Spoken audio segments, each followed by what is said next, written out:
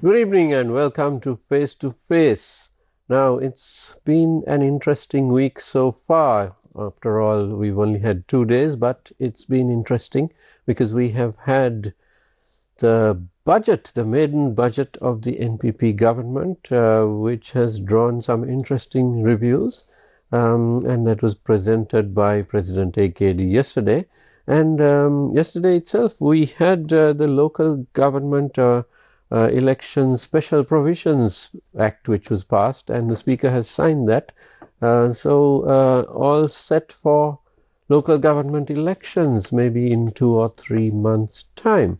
And to discuss all this, we have with us Mr. M. Sumanthiran, President's Counsel, no stranger to our programs. He is, of course, the General Secretary of ITAC. Welcome, Mr. Sumanthiran, and good evening. Thank you. Good to be back. Good to have you. Good to have you. I think it's been a couple of months since you were on the show. Right. So let's get to the budget. An interesting one, especially where the North and East are concerned. Quite a bit of money has been pledged for development in the Northeast. Yeah, I think they have consciously done that. It's no secret that the government itself did not expect to get as many seats in the North as they actually did. And now they have to deliver to keep that and now faith. They have to deliver. And also, this has given them an incentive to serve the people there and gain their confidence more. So that may have been the political objective, but nevertheless, such allocations on crucial matters is most welcome. Right. Now the Jaffna Library itself, which has been a symptom of the issues of the minorities of Sri Lanka for goodness knows more than 40 years now, and there seems to have been some thought given by the President and his advisors, and quite a large amount of money has been pledged to upgrade the library. That's right. The Jaffna Library has remained a symbol of ethnic tensions and so on, because it was burnt down during an election time, the District Development Council elections. And this library had a special place in the hearts of people there, with ancient manuscripts amounting to some 900 or so, but rare and irreplaceable. All that went up in flames in one night, and so during President Chandrika's time, it was rebuilt. Yes. That in itself was a great gesture.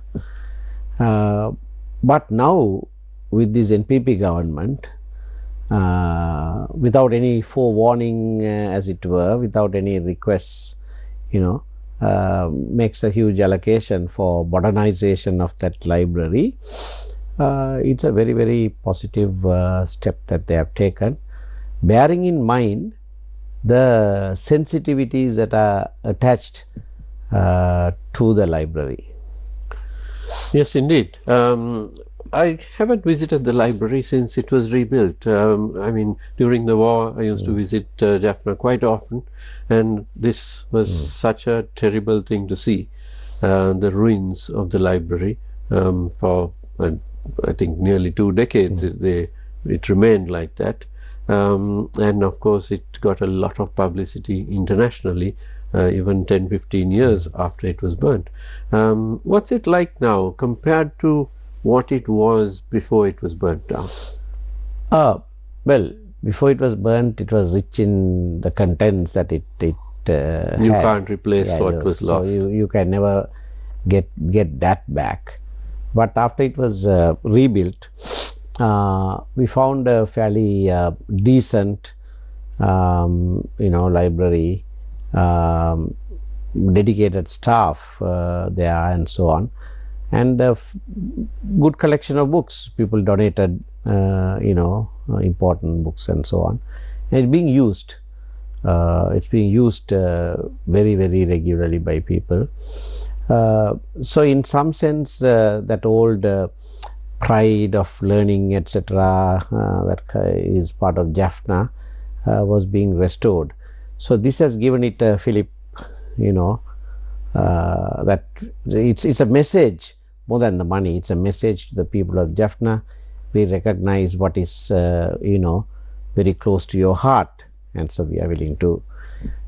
So I mean, having been the MP for Jaffna for 15 years, I think that's a very, very good thing that the government has done. Excellent indeed. Now, what about the other projects which the government has pledged money to, rural roads and so on?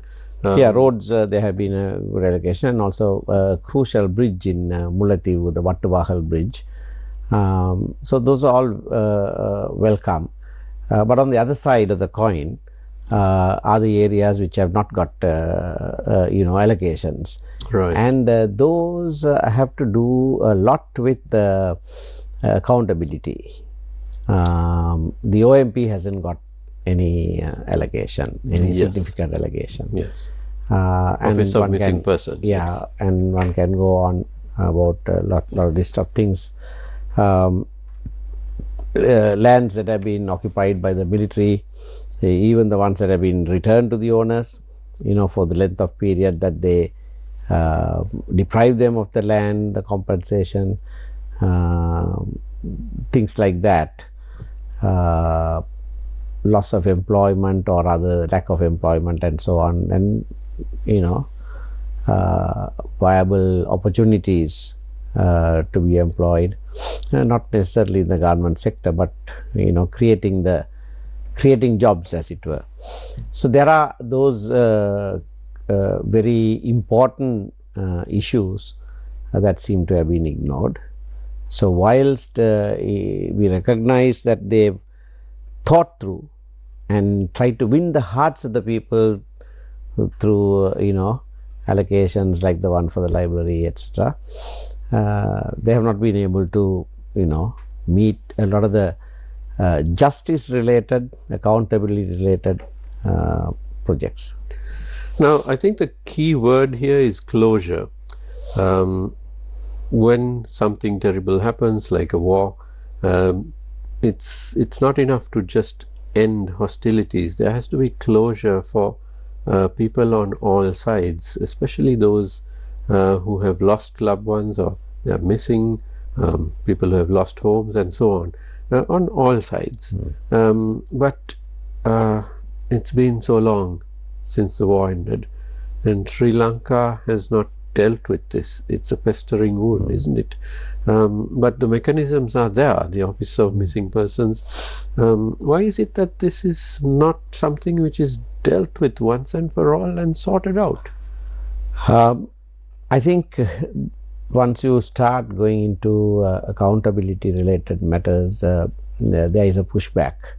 There's a pushback from state actors such as the military or the military intelligence and others who think that they gave of their best, they risked their lives to win this war, and now it's being frittered away, or it's being given on a platter. That's a wrong understanding, wrong notion. Nevertheless, that seems to prevail a lot of the time, and the government, being sensitive to all sections, don't want to upset the apple cart, and so they play down a lot of these things. And from that perspective, the NPP government doesn't seem very different to other governments previously. Well, it's still early days, Yeah, but yes. We would expect that the NPP, because its main constituent is the JVP, which suffered a lot in 1988-89 during those hostilities, that they would be looking into things like missing persons, because from the 88-89 period, there are so many JVPers or those who are supposed to be connected with the JVP, Yeah. who are still listed as missing. So in fact, I remember when the OMP bill was passed in Parliament, there was a massive uproar from SLPP, and they came to the well of the House and demonstrated and tried to stop it from being debated. And only 3 of us spoke that day. Mangala Samaravira, as minister who presented the bill, Bimal Ratnayaka from the JVP, and myself. And they fully supported it, fully supported it. They wanted the time that was initially given taken back from 88, 89. So it was, I think it was made 83 or something like that, to incorporate, and they wanted that change. So they were very much a part of wanting this accountability, to take place, even if it is a few decades old. But whatever may be their political stand, I think we have to recognize that the institutions and those who control those institutions may be worried and are exerting pressure on the government. So OMP was a good example to track, to see if the JVP itself is able to make it work. Because if it works, then there will be investigations, they'll find out what happened to the person, etc. So I think there is a failure there. Absolutely, but then there's 2 parts to it. One is to find out what happened to a person and to give closure to the loved ones of that person, who otherwise would live in hope forever. And the second part is the prosecution, the possible prosecution of those responsible. But that's a separate part, isn't it? And that's a separate part. When you take South Africa, for example, they had the Truth and Reconciliation Commission, where the truth came out, but it did not require prosecution of people. So even perpetrators, because of what was weighing on their conscience, actually came and gave their stories. Yeah, the South African model is a unique model. I think it worked there, although it's subject to a lot of criticism there as well, that a lot of people who should be behind bars are outside walking free, etc. But in a particular social context, that had worked. But the amnesty that was given was for full disclosure. If they held back anything, no amnesty was given. Now, such a model might work here, we don't know. But the important thing for the families of the disappeared is that there is no closure, no justice, and a denial of sorts from the authorities that these things happen. And here a large number of those persons who are listed as missing are those who were surrendered to the security forces by their mothers and wives, etc. And they are missing.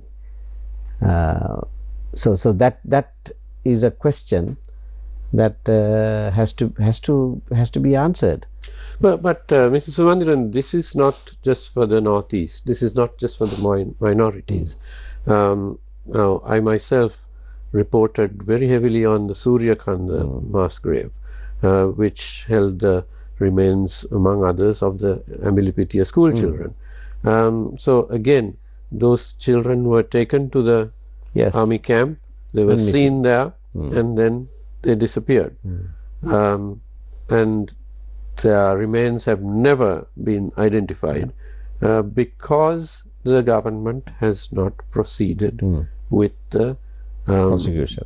Not just prosecution, but even things like DNA evidence of the mass grave hasn't happened. And the same with the Chemmani mass grave, which I was also involved in reporting at the time. Identical. So it's got nothing to do with race or whatever. It is simply that perpetrators don't want to go back to exactly. I agree. But as a country, we need to have that closure. Without dealing with it and bringing about closure, as you say, very difficult to move forward. It's a heavy baggage to carry. So what do you see as the role of the OMP, the Office of Missing Persons, if it is not receiving sufficient funding and sufficient support? Yes, that's so. Then the suspicion arises that to just satisfy the UN Human Rights Council, where there were resolutions reporting back and saying, well, we have passed a law, we have set up an institution, right? But actually nothing is being delivered on the ground. So mere eye washes to satisfy other pressures. That's unfortunately that's a conclusion that the victims will come to. Now let's talk about the land issue in the Northeast, which you mentioned. 16 years after the end of the war, there are still private lands which are occupied by the military. Now, when the government, for any reason, in any part of the country, requires land for a public purpose, there's a methodology. If you want to build a highway, there's very little that the owner can do about it, because it will be acquired, and compensation will be paid according to the government, the survey department, and so on. Of course, these things end up in court for years, but in the end, the government does prevail. So why is it that if there is a requirement for the military to actually have certain lands, why is it that this process is simply not followed, rather than just holding on to these lands, which is, I mean, to my mind, patently illegal, because we have this process of land acquisition? Precisely. So I can't also find reasons why they're doing it. Of course, a lot of private land has been released over the years, but still there are significant portions that must be released. So the people, I mean, particularly from the north and east, where a lot of the lands have been taken, they're waiting in hope, thinking that, well, this new government that's come in with a new, different perspective, there is hope that they'll give our lands back. But that we have to wait and see. So far, there hasn't been any moves in that direction. But I presume that ITAC will be pushing on all these yes, of course. issues. That's our vocation. We have to keep raising these issues, and we did give the government comfortable time since they were elected to office. We know that you can't do things overnight, but I think that time is fast coming to an end. If you don't see the beginnings of delivery on these crucial issues, then as a political party that represents the people, as a main political party, we will take forward these matters. Right. Let's talk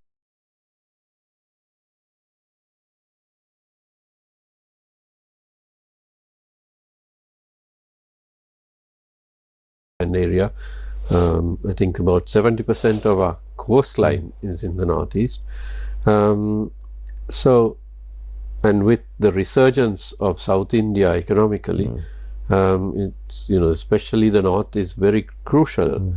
But we haven't seen the fruits of this in terms of economic growth in the North and East. Yeah. So that's the other huge issue of no jobs. Why? Because there are no proper investors or investments, and job creation has been very, very slow and almost non-existent, and that's why people keep leaving the country, because they can't find any livelihood. So in that respect also, the government's responsibility it is to see that the economic activity sort of increases, and as a result, more jobs become available, people won't leave the country, and so on. So far, we haven't seen any move in that direction. We haven't seen that in this budgetary allocations either. There are some statement if that is made, we are making this infrastructure development in order to, like the Palali airport for instance, or these connectivities are very, very important. Absolutely. So if no money is put there, or even if no lip service is made, then that crucial issue of our youth being unemployed and unable to continue to live in this country is exacerbated. Now, that's also a dangerous issue, as Sri Lanka has experienced not once but 3 times when youth are left unemployed. Well, an idle mind is the devil's workshop. We had the 1971 insurgency, we had 88, 89, we had the civil war, all these things. Of course, there are reasons, but if you have thousands of young men sitting around unemployed. Alongside that is the drug menace. Yes, absolutely. So now that's a countrywide, countrywide, but very pronounced in the north at the moment. So again, to combat that, rehabilitate addicts, halfway homes, various support services, we don't see anything in that direction in this budget. So while welcoming the good initiatives, one also recognizes that there are very important issues that are left unattended. Now, the drug menace particularly doesn't seem to have much of a solution, in the sense the drug kingpins, and in Sri Lanka everyone knows who these people are. There were very powerful people in previous governments who were facilitating this. But we see the crackdowns are on the gangsters, the gangs who are involved in the actual handling of it, but not those who facilitate behind the scenes. Those people still continue, whether they are in government or outside. That's after all their main source of revenue. Don't you feel combating that is one thing, enforcement of the law, but there are two other aspects. One is to discourage people from abusing drugs. We have done a few of those school programs, various things, conscientize, so you keep the users away. The other is rehab, which also is an important element to help people come out of their addiction and rehabilitation, etc. So even if distribution and that network, cracking that up is a challenge, while doing what they can, the other two also needs to be done.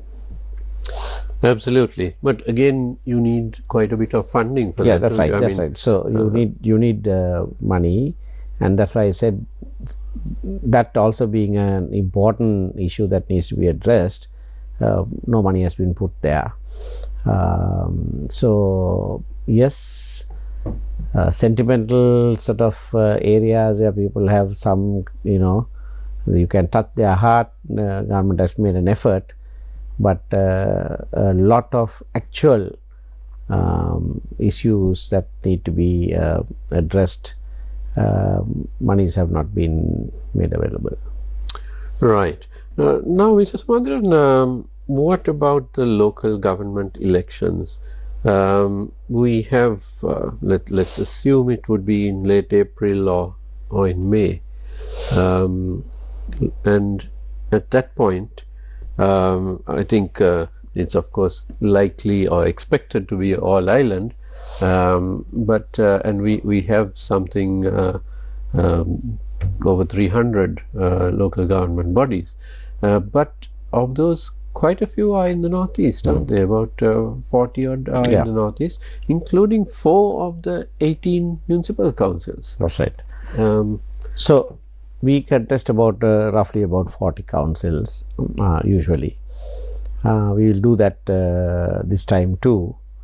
So the ITAK has taken few steps to bring the party back to its original number one spot, as it were.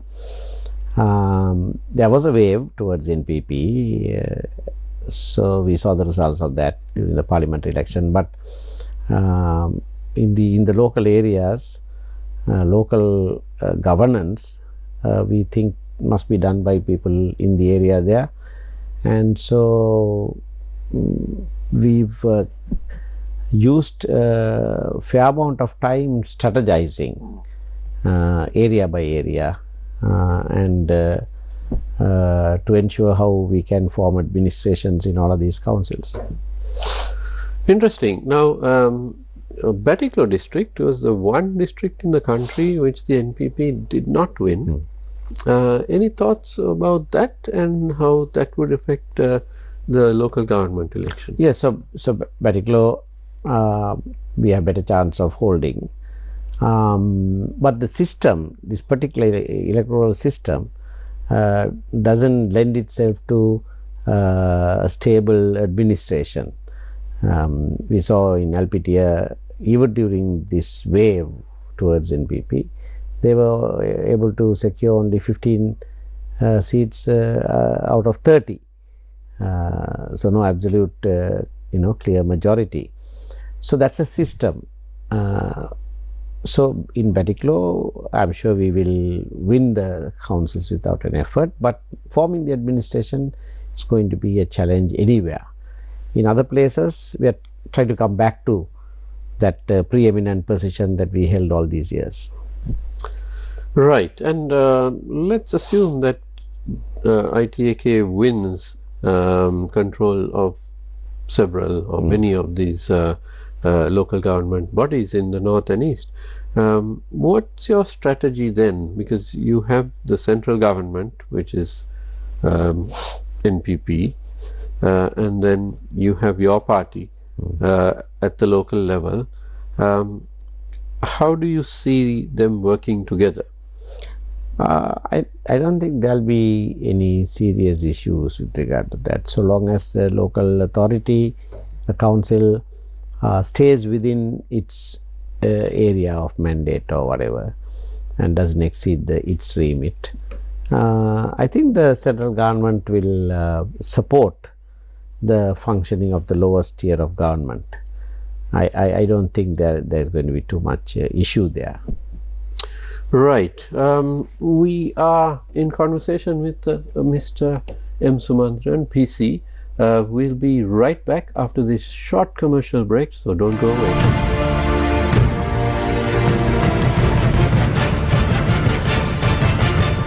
For the first time in Sri Lanka, MIM, in collaboration with the University of Wolverhampton, offers 2 world-class master's degree programs: MA Film and Television Production, MSc Digital Marketing Management. Call now on 076 882 2707.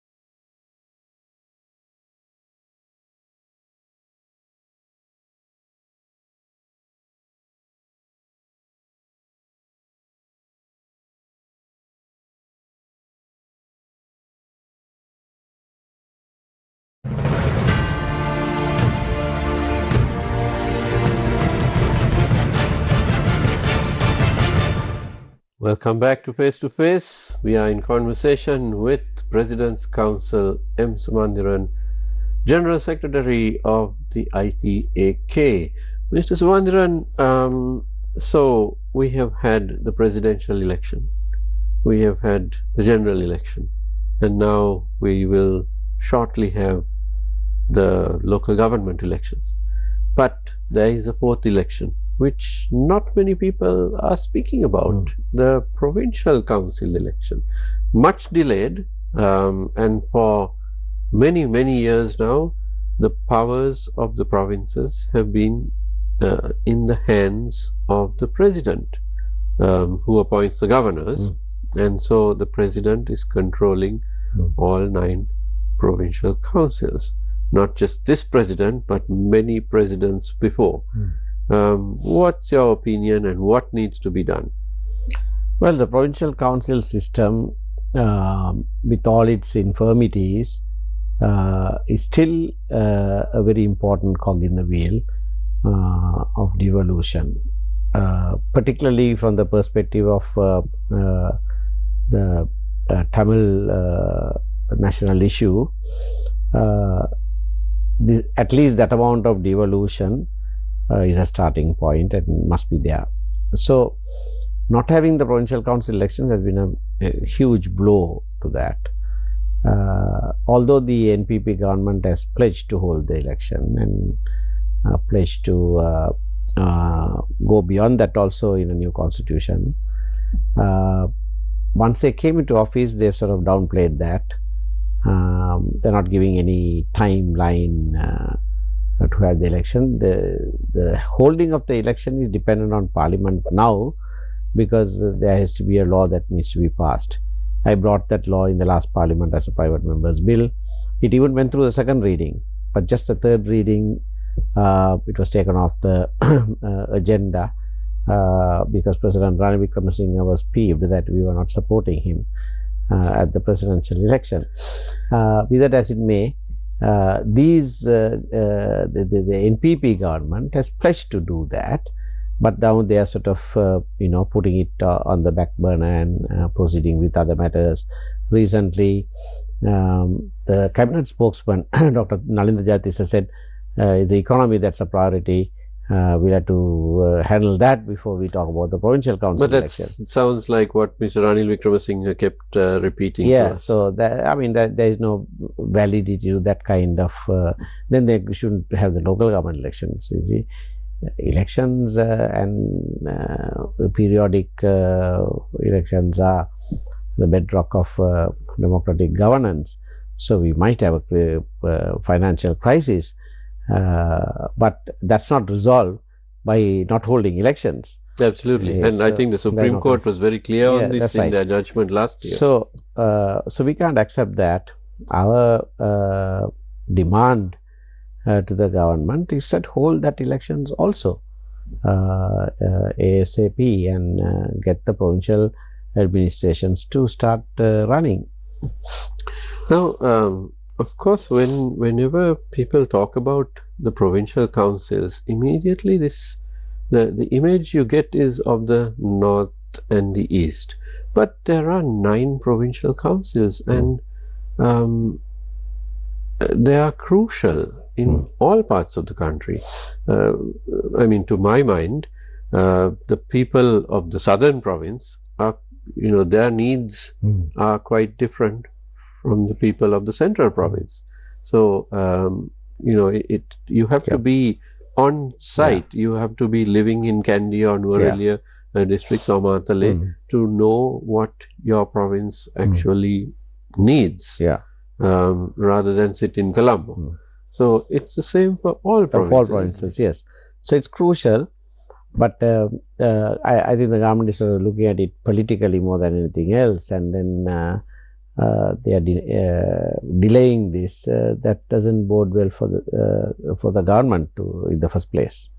But wouldn't it be more advisable for the government, with its high popularity right now, to have all these elections quickly? Yeah, I would have thought so.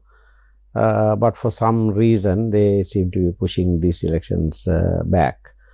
but that's only going to make it worse for them. So yes, because traditionally, in any country, a party comes to power and then starts losing its luster. There are exceptions, of course, but that's generally it. So while they are popular, they must have these elections. Exactly. So stands to reason, and it is, of course, part of the sovereignty of our people, isn't it, to be able to vote in 4 major elections. So now we're having the 3rd. Stands to reason that we should have the 4th as quickly as possible.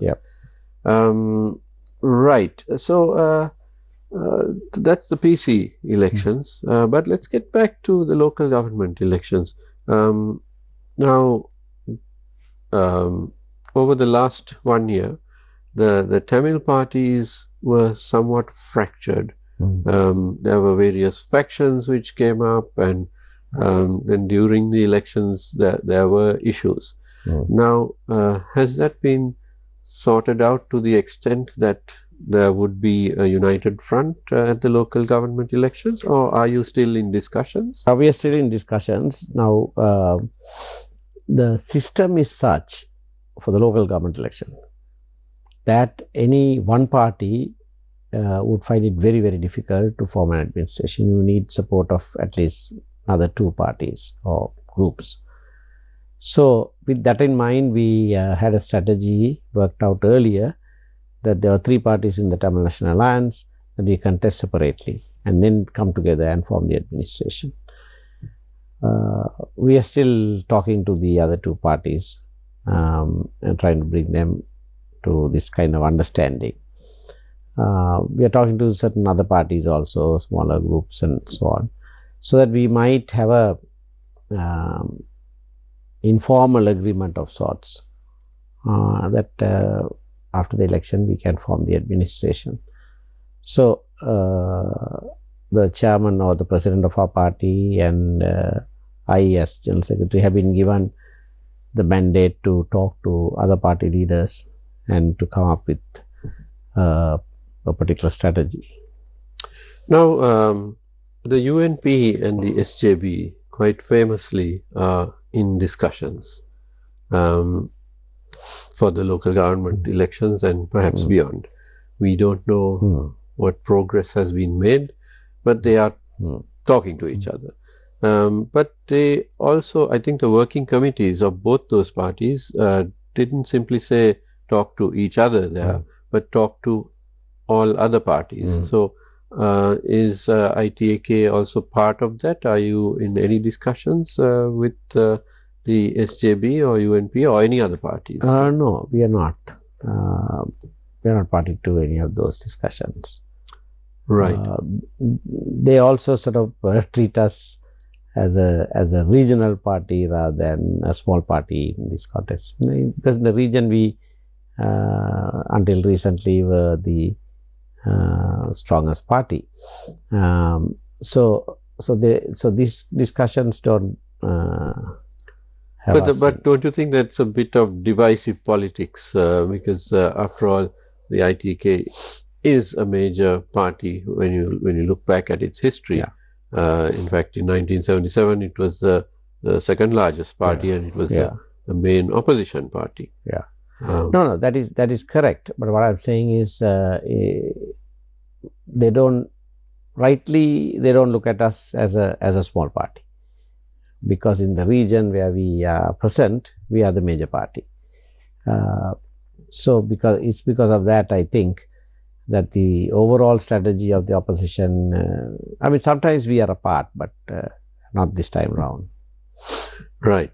And what's your view on these discussions between the UNP and SJB? Because when you talk to members of those 2 parties, you get the 2 camps. One camp which says, yes, they need to ally in order to bring the right-wing voters together. But then you also get members of those parties who say that, well, the 2 parties, the SJB broke apart from the UNP and should not go back to it. Well, I'm not a part of either of those 2 parties, and therefore I shouldn't be making comments on that. But looking from outside, it seemed like there were some serious moves to, for them to come together. But now it seems like that's not going to happen. But I don't know. I'm not privy to any, internal discussion. So that's within those two parties.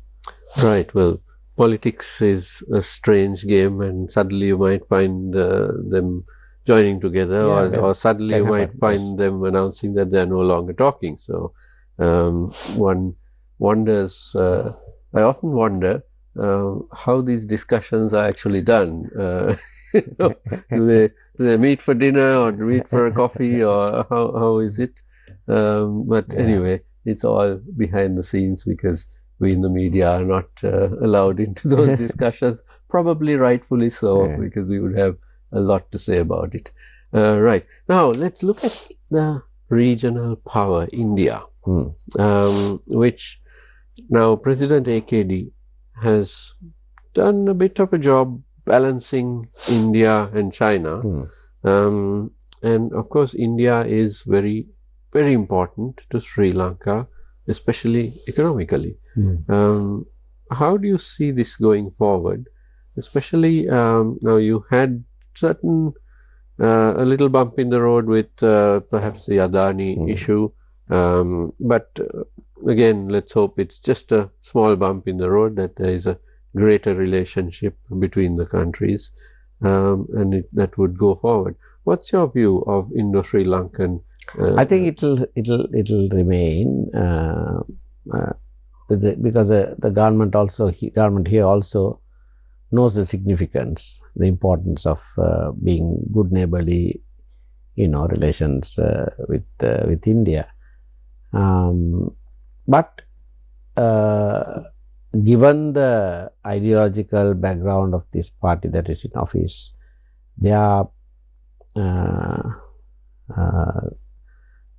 closeness to China and all of that makes the relationship with India a bit strenuous. But however tough it is, however challenging it is, I think both sides will somehow pull it through, because there is no other option for us to be good neighbors to India, and for India to treat its closest neighbor well. So that I think will be there. But on and off, as you say, with Adani projects pulling out, there may be various issues that have the potential of souring the relations, but I don't think it will be soured. No, what about investment per se? Now, during the Ranil Wickremesinghe presidency, there was a lot of talk about Indian investment into Sri Lanka. That was the buzz. But after the NPP came to office, that buzz has subsided somewhat. Doesn't mean that projects aren't happening, but that rush to invest doesn't seem to be there. Yeah, that's because NPP's position is that there must be a tender process. There can't be, favoritism and given for various other reasons. So then there seems to be a lull as a result. But I think they are right so that you present a level playing field to everyone, have a competitive bid, and choose who's going to invest. And the country doesn't lose out. The country doesn't lose out also, yes. But some world players from elsewhere seem to think that no, that doesn't work like that. It's all old boy network kind of thing, and we must get along. So there is an ideological sort of distance between how these things are done. So those are challenges to the new government, certainly, because their alignment, even if they deny that it is with China, it's certainly not with India. But India is somebody they can't ignore. They have to work with India. They have to be forced to work with India. China, you might be able to because of the distance, but here we are just 30 kilometers away. So, knowing these realities, I don't think relationship with India will, greatly suffer. There may be occasional, issues, but there is not going to be a total breakdown. Right. Now, you spoke of communications, Yeah. and I want to ask you specifically about Palali Airport, KKS Port, and Trincomalee Port, which are key in terms of connectivity to India and also to the rest of the country, because when you look at Jaffna, Jaffna is further away from Colombo. When it's easier to hop across to South India rather than to travel to Colombo. Correct.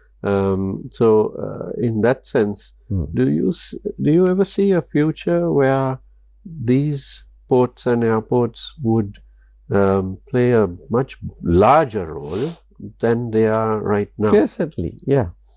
With the ease of transport now, I studied in India in the early 80s, and now when I go to Chennai, for instance, the whole thing is turned upside down. Massive development. Development, how people travel, and not just Chennai. When you go to India, to any city, domestic flights, every other minute there's which I did not see at all. Nobody got into a plane to go to any other part of India those days. Back then you travel by train. Yeah, usually. Train used to take 36 hours from Chennai to Delhi. But all that has changed, you see. So this connectivity, this quick access, all of that is very, very important. So do you see a situation where despite the politics of the two countries, that the economy of India simply takes over, and like you said, the connectivity, if you have more and more Indian airlines flying to Palali, then we become part of that network. Yes. So relations with India, economic contact, people to people exchanges, and all of that connectivity is all very crucial to any development, any moving forward for Sri Lanka. And my final question is on fishing, which is a vexing question for both sides, where every few days we hear the Navy has seized an Indian boat which is in our waters, and 10 Indian fishermen are arrested and then remanded for a while, and then finally they are released because the two governments intervene, and the boats also might be released at some point. But there's no permanent solution. It's simply something which keeps on happening. And of course, once in a way, there are dangerous issues as well, where, somebody gets shot, so that happens. I think what's the solution? The solution, I think, solution lies in how you frame the problem. You see, if the problem is framed as Indian fishermen crossing the maritime boundary, maritime boundaries and all of that, I don't think that's going to be helpful. They do cross regularly and come on to this side because of the exploitation of the resources in the sea. So they have this thing called a bottom trawling equipment, and that scoops up the whole seabed, for instance, which is very destructive. Very, very destructive, and only 70 or 80%, much less, 10 or 20% of the catch is actually fish or red. everything is just dumped. So corals, everything, the environmental disaster is immense there what they are doing. So my suggestion has always been that we frame the question with regard to the bottom trawling method of fishing, whether they are from Sri Lanka or India, it doesn't matter, because if that is combated, they won't come. We saw that when I was a member of parliament, and I brought a private member's bill to ban bottom trawling, which is the law now. It has been passed in Sri Lanka. But I went with 2 ministers on a ministerial delegation to India, and we had discussions on this, and India agreed that this method must be banned. So that is because the environmental degradation is immense if you allow this to happen. So my suggestion has always been that don't frame it as foreign fishermen coming onto our waters. Our fishermen also sometimes, it's a 30 kilometers narrow strait. So although that might be technically right to say that they across the whatever, keep that aside. They come only in bottom trawlers. So you combat that and impose a punishment. They have not been implementing the law that was enacted in 2017. Right. So they, as you say, they keep them for a while, then they send them back. No, that won't work. The confiscation of the trawler fully, all that the law says. But you see, for a while, if they seriously implement it, in point of fact, when India agreed after our discussions in Delhi that this practice must stop, the central government issued a warning to the fishermen in Chennai, saying there's a tough law. Well, the moment the law was passed here, there's a tough law, right? So we are warning you not to go. And for 2 years almost, they did not come. But then they found that nothing is happening, nobody is catching them, so they found they could get away with it. Yeah. Right.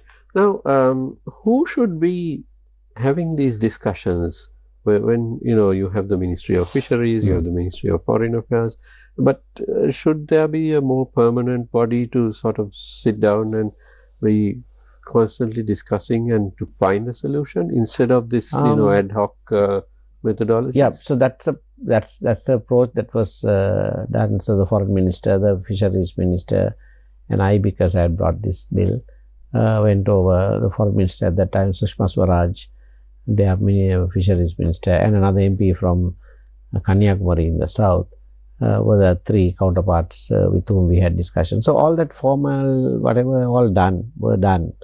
There's a joint statement by India and Sri Lanka that the practice of bottom trawling must be ended, and then the law was passed. So it's not an ad hoc thing. These things went through proper channels and all of that and procedures, and it came to an end. Implementation of that has been the issue, and so that if that is put right, then I think this menace will come to an end. Well, hopefully the solution will come up in the near future, because it is something which is a bit vexing, both for Sri Lankan fishermen and environmentalists and for Sri Lanka as a whole, I think. I'm afraid we are out of time. My thanks to Mr. Sumanthiran, General Secretary of ITAK and of course President's Council. Thank you very much for being with us this evening. Good to have you once again. My pleasure. Thank you for having me. Yes. And thank you to you at home for watching. Don't go away because the news is coming up next. Have a good evening.